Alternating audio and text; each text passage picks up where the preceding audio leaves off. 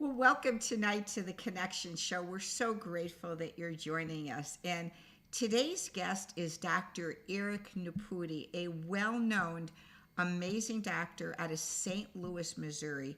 You don't want to miss one moment of his personal life story so that it will help you to get well and connect the dots of his story with yours.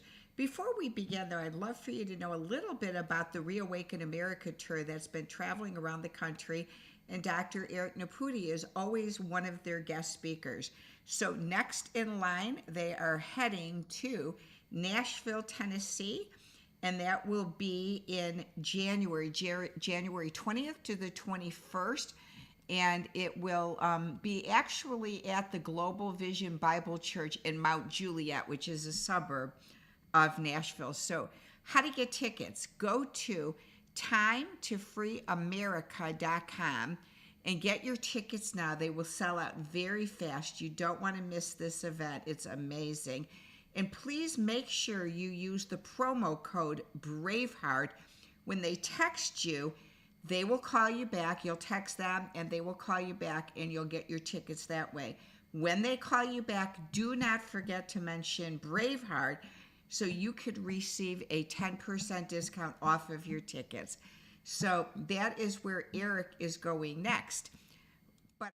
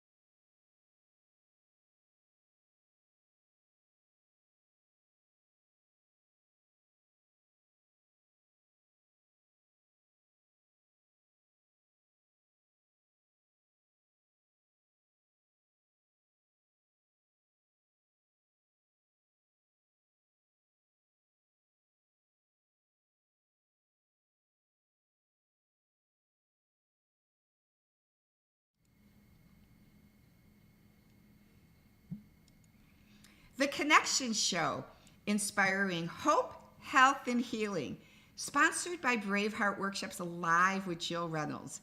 And joining me today from St. Louis is Dr. Eric Nepute. Dr. Eric, welcome to the show. Jill, it's a pleasure to be with you. I love your light and your energy, and I know we're going to have a great time today. So thank you for having me. Well, I'm excited. My son, by the way, lives in Chesterfield, so I'm there all the time. I love St. Louis, and it's great to see you. You'll have to definitely come to visit me in Branson. It's an amazing place to be. I know you were there just recently, but it's fun to come and just have a good time and go on the roller coasters at Silver Dollar City. Amen. Anyway, Dr. Eric, would you take us on a journey before that doctor was in front of your name, back to little Eric, and share with the audience the good, the bad, and the ugly in your life, so hopefully their lives could be transformed today from your story? Sure, Jill. I'm happy to do that. Gosh, I was born to, my mom was 17 and my dad was 18 years old when they had me. And I was the first grandchild on both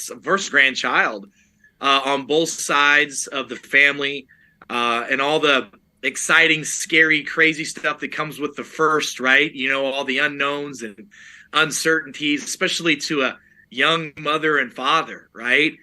And I grew up in a small town in central Illinois. And I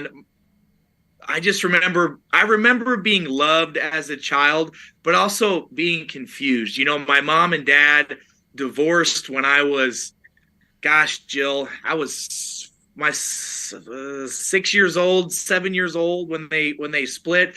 I remember the day like it was yesterday, sitting on the kitchen table, sitting on it. My dad was tying my shoe, and I remember my mom and dad asking me, I was probably I have to be maybe six, yeah, I was 6 years old, asking me, where would you like to live? Would you like to live with your mom or live with your dad? I mean, and I have a 9-year-old. I mean, and I couldn't imagine asking my 9-year-old that question. So fast forward, my mom and dad separated. We moved in with my grandparents, my mama and papa, who loved me unconditionally, took us in as their own. My mom worked 2 or 3 jobs to keep everything going. My dad remarried first. My mom remarried second. When I was in junior high, actually, no, gosh, it wasn't junior high. I was in the 3rd grade. We moved towns. I moved from the city to out in the middle of nowhere into the country. My mom remarried a man who's my stepdad, who really raised me. And Jill, you're gonna make me cry, dang it. And thinking about all this, just, you know, it brings back a lot of really good memories, but it also brings back a lot of, like, you know, where my fight in life came from. You know, I was raised by my mom and my stepdad on a pig farm in a little bitty town in the middle of nowhere. Jill, there were more pigs than people in the town that I grew up in, literally. And I was raised to get up early, work hard, do what's right. We were raised on American values, loving each other, respecting each other, standing up for what's right. I mean, on both sides of my family, they always taught me to do what's right and not what's easy. And, you know, going through little Eric, you know, junior high, got real big into sports, loved the human body, fell in love with the human body, wanted to do something with it, but fell in love with sports. And I grew up in one of those towns that was like, you ever seen that movie Varsity Blues, when everything's about Friday night lights and football? Yeah. Well, I grew up in a town, there's, you know, 5,000 people in the town, and that's the big city. Because I grew up outside of it. Every Friday night. What was the name of the city? I'm from Illinois myself. Well, I went to Carlinville High School, and that's just south of Springfield. But I grew up outside of there in a little town called Wagner, Illinois. Like, nobody knows where Wagner is, right? It's a blip on a map. And man, I remember, like, just being so always seeking, like, how can I help people? What can I do to make our community better? And, you know, football was like the thing in our town, right? And so I remember being real big into sports, and that's what actually gave me an opportunity, Jill, to go to college. I would have never become a doctor if I didn't play sports. So I got a scholarship. So I got to pause a little bit here. So were you that football stud? Were the girls cheerleaders going after you? So I was, but let me tell you this. I met my wife when I was in the 7th grade. Wow. And my wife and I have been together. So we've dated all through high school, off and on, all through college. She's been my rock. I mean, she knew me before. I mean, it's funny because, you know, I'll get up on a stage and talk in front of 100,000 people and all this fun stuff. And she's like, "Oh, really, Dr. Nepute? Did they know that back in 1990 and then da-da-da-da?" So growing up on the pig farm with your 7th grade sweetheart, did she jump off the barn into the hay and you'd catch her and kiss her? She would ride in the tractors with me. She would do all that stuff. I mean, that's what we grew up doing, you know? I grew up in one of those towns, and it was also back in the day when gasoline was, like, not expensive. So we just drove around town for fun. We just did the loop, you know? And gosh, it was so simple and so fun. And then, you know, we went to college. We went to college together. I went on a football scholarship. She went on a volleyball scholarship.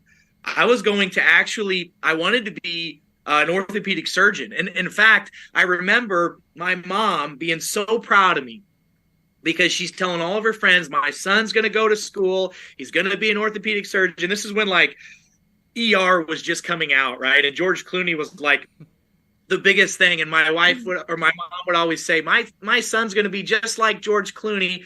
Well, when I got hurt playing football in college, my best friend's father, who was a chiropractor and a nutritionalist, saved my life. Wow. And that's what got me into chiropractic. And I remember going home and telling my mom and dad over a Christmas break that, you know, I'm not going to go to Northwestern Medical School. I'm not going to be a surgeon. I'm going to go be a chiropractor and a naturopath And that was a really tough thing for my parents who were, they were young, they were uneducated. They didn't know, right? They didn't know a lot. They haven't experienced life. So they thought that me going to chiropractic school instead of being a surgeon, that I would never make anything with life and never help anybody. And, they weren't chiropractors. They were chiropractors in my hometown. And so what college did you select then for before you actually went off to college for chiropractic school? One of my clients in Chicago was the School of Chiropractors in Lombard. They used to buy copiers from me, so I'm familiar with the Lombard School of Chiropractors. Yep.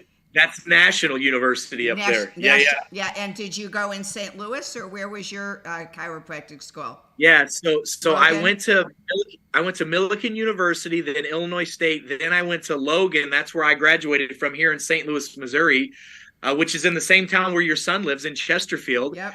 And by the way, Logan College was on a gosh, I forget the name of the facility, but it was where the nuns lived. It was a sanctuary there, and the school was shaped as a cross, right? So a lot of really like spiritual, good emotional stuff there. But yeah, I went to Logan, and then after Logan, I went and did some additional training to get a fellowship in internal health and neurology, and I wanted to get my diplomate as an internist and naturopath and nutritionalist. I just love to learn. I love learning, and I still take classes to this day. I still have a lot of aspirations of things that I want to learn more about. That knowledge is so powerful. And did your parents did your parents realize how much money you saved them by not going to Northwestern? Well, I mean, thank God. Oh God, Northwestern is one of the most expensive schools around. They did offer me a scholarship, which would have helped, because Jill, I always tell people I'm the son of a pig farmer. We was dirt flow Poe. We couldn't afford the R. You know what I mean? My wife, whose dad made a decent amount of money. I remember my parents saying, "Watch out for those city people." I'm like, "What are you talking about?" It's so wild how our upbringings are, but that mindset and mentality, then my wife and I decided that whenever we came to Logan, we weren't married yet. We got married in my last year of school here. In fact, my wife and I had been engaged for 2.5 years. She was going to wait till I got my doctorate degree. She wanted to make sure that I could finish what I started before she was going to let me put a ring on it. And I remember the day, Jill, like it was yesterday. I'm walking into my cardiology final, and my girlfriend, fiance at the time, is in her little black Chrysler LeBaron, and I'm walking into my class, and she's like, "Hey, we need to talk." And I said, "What's going on?" She goes, "Hey, I'm pregnant." I go, "What do you mean you're pregnant? Those things are false positive all the time." She goes, "I took 7 of them. We're having a baby." And I go, "Oh." And that was right before I was walking into my cardiology final. And I remember the only thing I could remember beating was my heart pounding, right? And man, long story short, it's been a blessing the whole time. And now we're living in St. Louis. We've been here for 20 years now, Jill. Holy cow, does time fly by? We've been here for 20 years, and it's a blessing. We've been a pillar in the business and the community in St. Louis, helping and serving. And, my wife, who's my rock, is literally, been with me every step of the way. We have 3 beautiful children.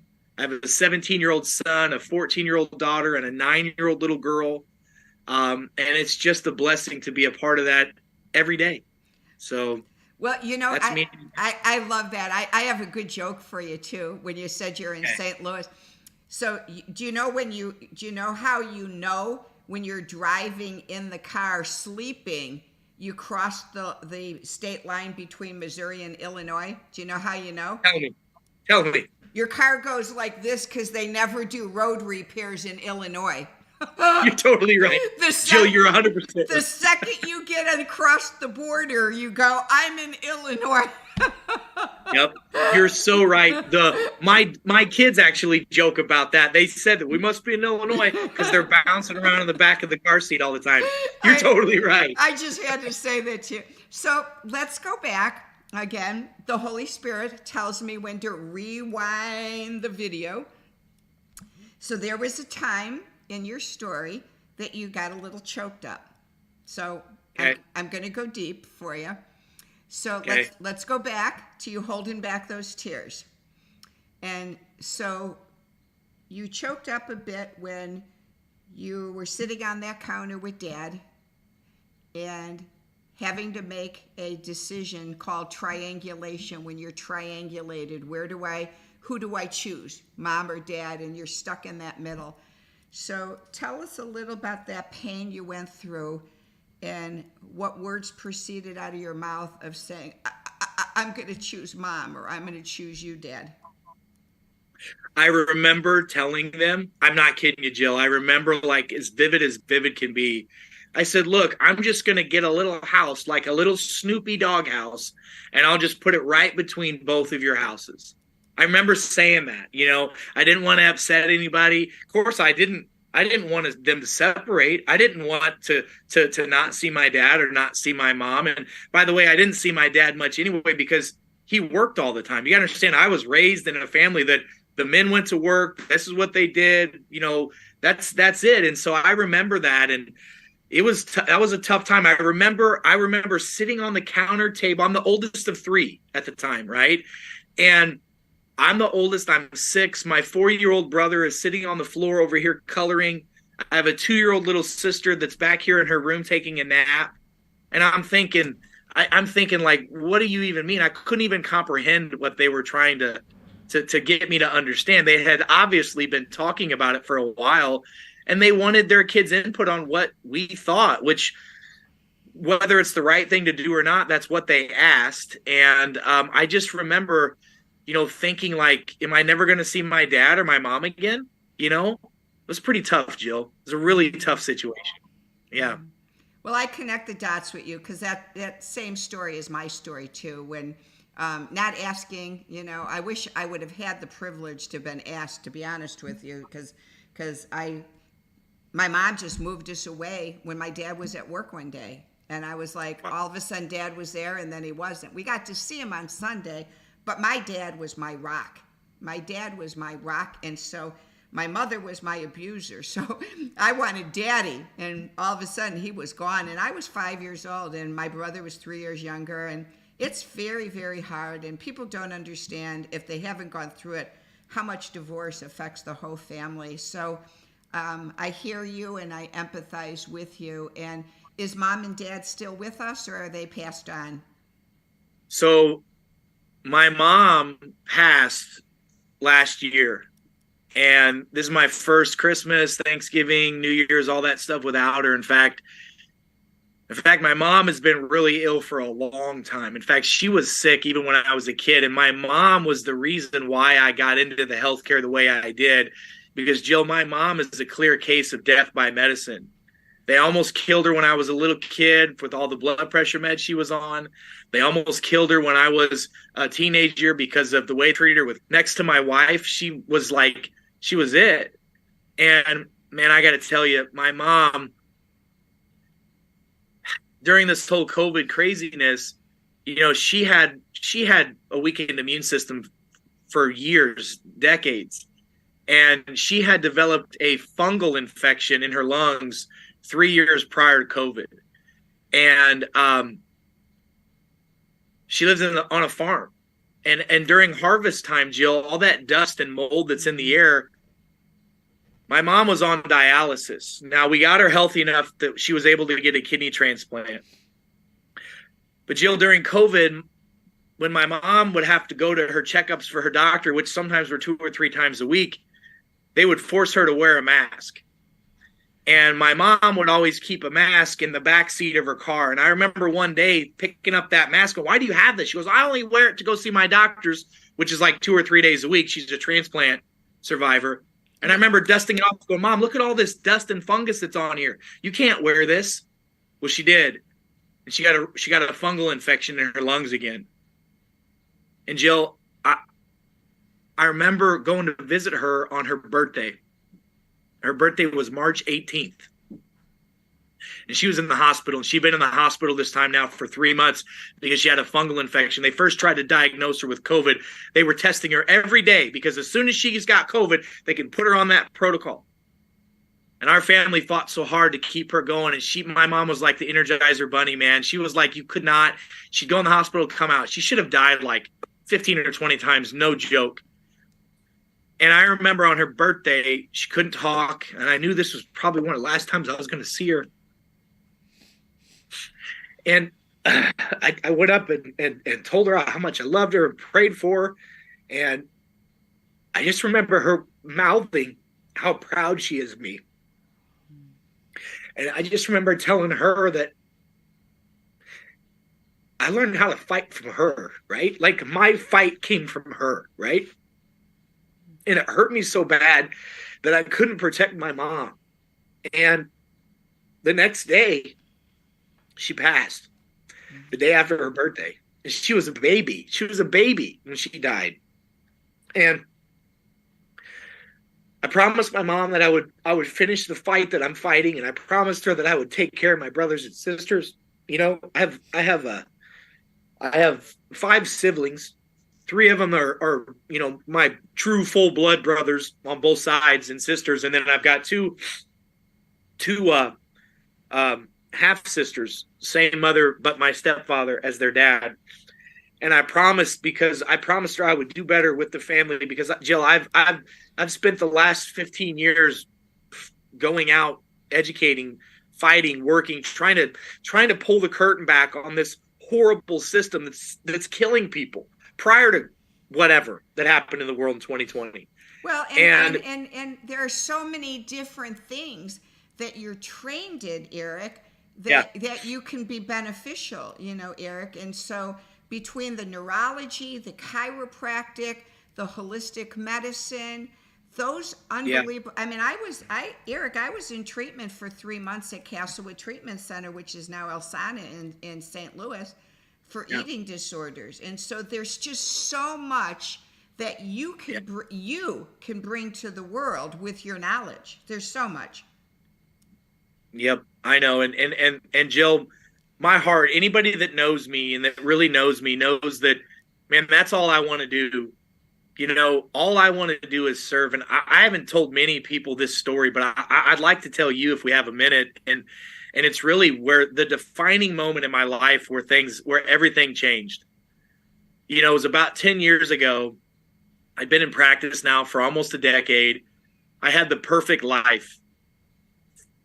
Couple kids, money in the bank. I'm working 3 full days and 1.5 day a week. I literally leave my house almost every Thursday, or leave my business every Thursday, drive down to the Lake of the Ozarks, meet my family down there, spend, Friday, Saturday, and Sunday, go to church and come home on Monday and repeat.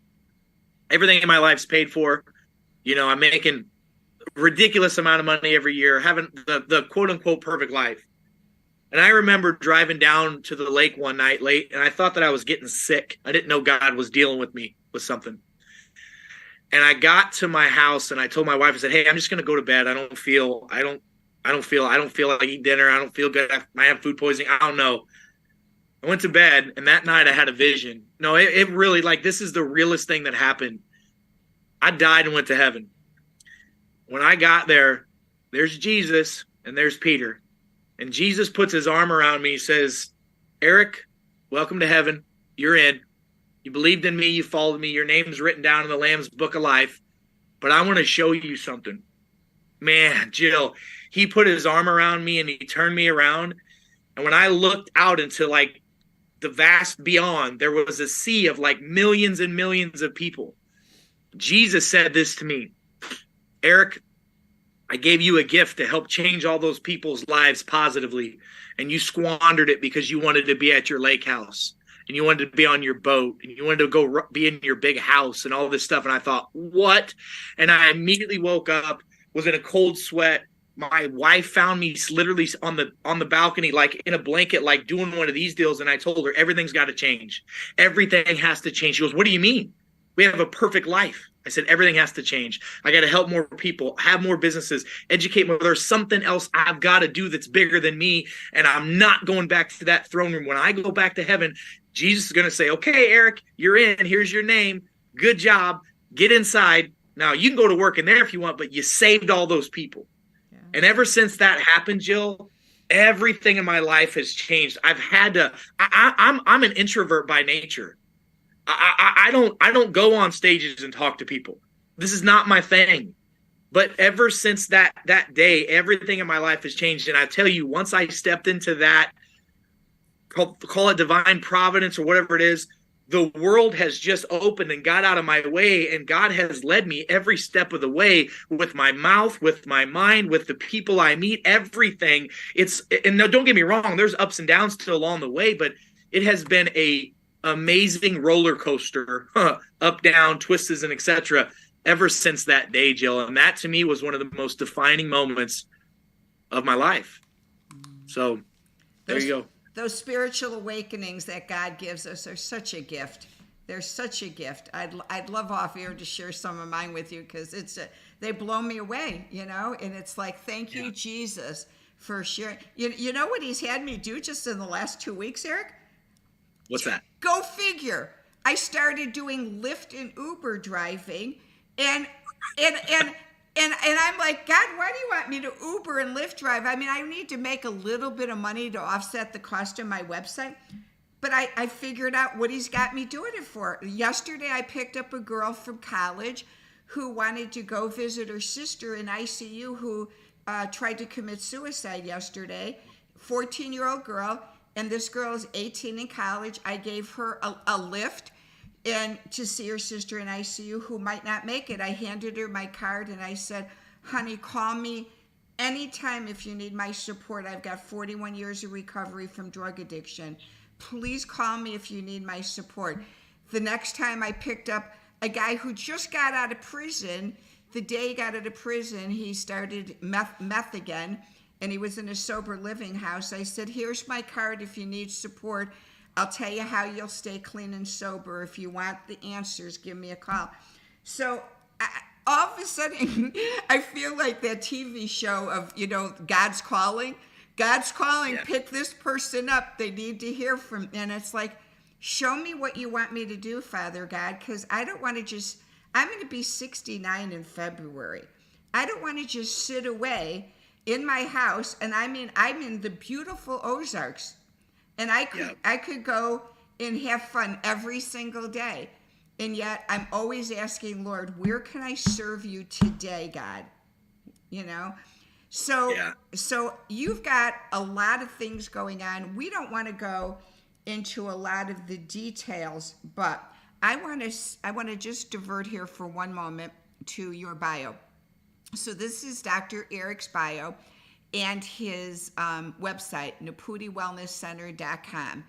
And Dr. Nepute offers so many amazing ways to get well. I just ordered his proprietary vitamin D3, which I will muscle test before I open it, because I am a testimony, Dr. Nepute, that every vitamin isn't every vitamin. And by that I mean, when I first started taking vitamin D myself, I actually bought 5 bottles, had my chiropractor muscle test me, and my body could only assimilate one of the 5. So I just bought one of yours because I'm a firm believer to buy from people and support their livelihood so they can go out and help others. So I will muscle test with my chiropractor, and if my body says this is the D for you, I'll change to yours versus my pure brand that I've been on. So everyone, definitely reach out to Dr. Nepute with his wellness protocols that he has. Now, Dr. Nepute, are you able to do virtuals if people live in different cities, or can you only do in person? No, we do virtual consultations all the time, all day long. We do a lot of in-service work in our practices, but we also do a lot of virtual. And we also help connect individuals to doctors in other areas so that they can have a doctor that can take care of them. Everybody needs a good physician in their life that they can talk to, that understands the power of healing, and that can help you make lifestyle changes. So, of course, Joe, we do all those things. And does your practice, some do and some don't, do you accept any insurance protocols at your practice? We do accept health insurance of all kinds. I tell our patients we accept all insurance. It's just a matter of, does your insurance accept us or not? So we absolutely help people with every possible way to make care convenient and affordable. Okay, sounds great. So definitely reach out. And the one thing I am going to do, Dr. Nepute, is, without going into detail, everyone, because of cancel culture, I can't go into a whole bunch of detail on this show. But Dr. Nepute is being targeted right now to take a lot of his money away because he's helping so many people in so many different arenas in the country. And so I'm doing a plea with you. If you've enjoyed listening to the show and you've connected the dots, would you do me personally a favor? $5, $10, $20, anything that you could afford. Could you reach out? There's been a lot of hardship in his family. He just got done telling you he had millions of dollars, lived the life, and all of that's gone away.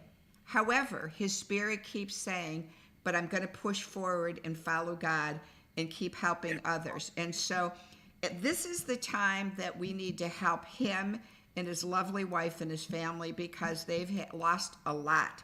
And so he would never ask this, because I know him.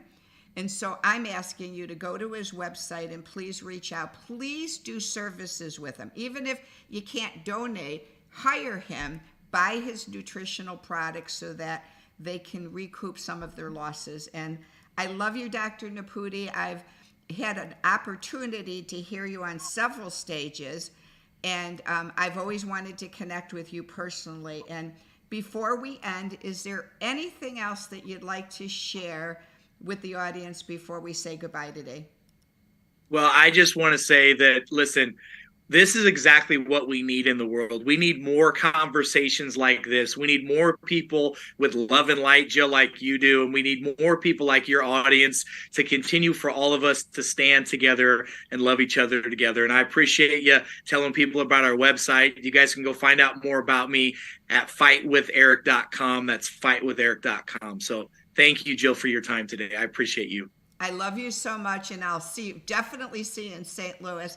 God bless you all, and thanks for joining us on the Connection Show.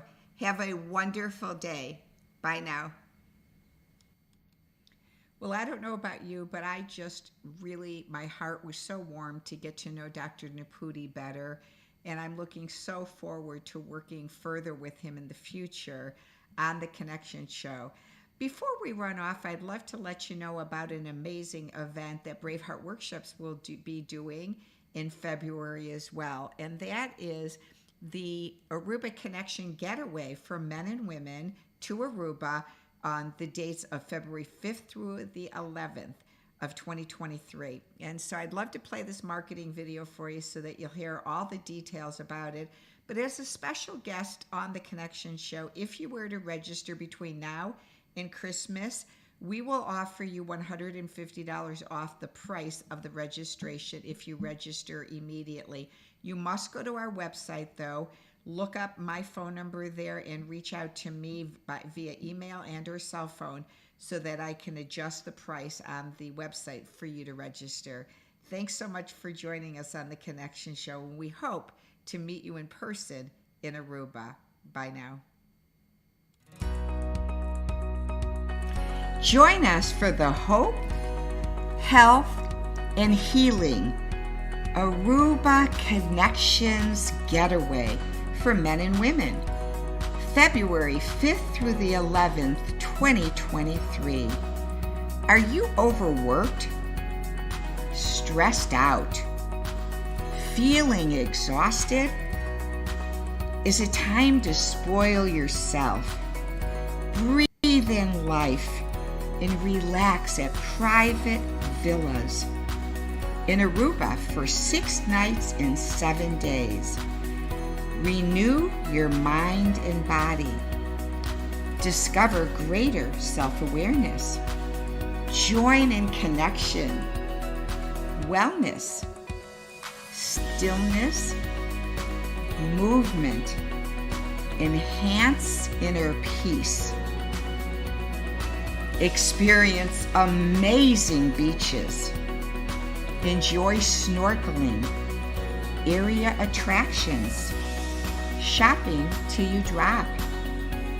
Dine at fabulous beachfront restaurants. Imagine releasing anxiety, reconnect with yourself, restore your soul, bring your friends.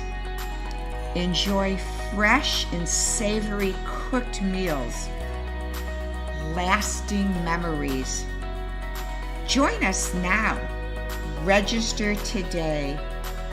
Book your flight and getaway to Aruba, February 5th through the 11th, 2023. Register by going to braveheartworkshops.com. Pack now and see you on the island of Aruba.